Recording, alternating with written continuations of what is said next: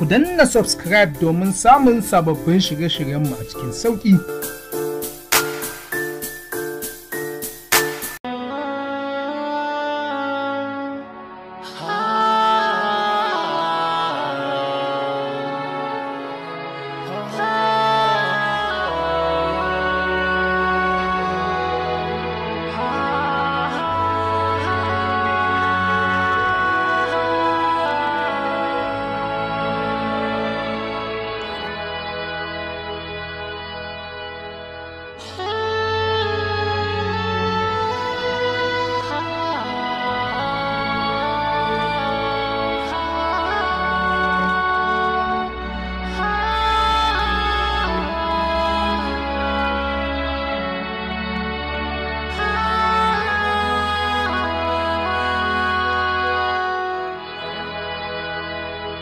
Shi so sa'a ne kuma sannan alkhairi ne, na samu gwanata wadda ke sharan kukana.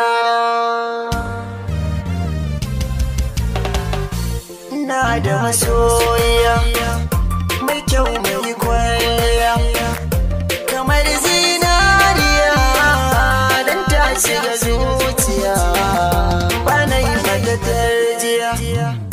Zaman mu na lafiya, sarautar zuciya na baiwa gimbiya, na yi miki ajiya ta kai na danjiya.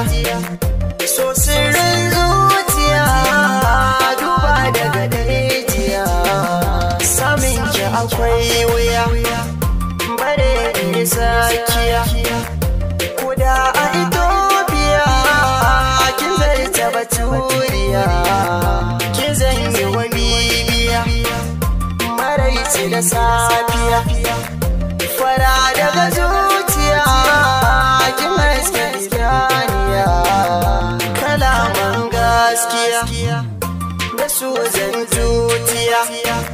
Su baya wahainiya da taji itaciya, su mai sarkakiya bana yi masa tankiya.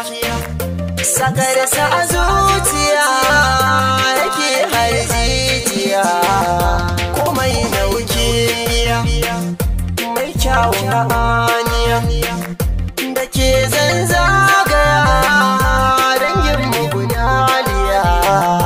Yawan yana ambatu da kin jiki dan fito, gare ki na jirgito dukan ra'ayin fada.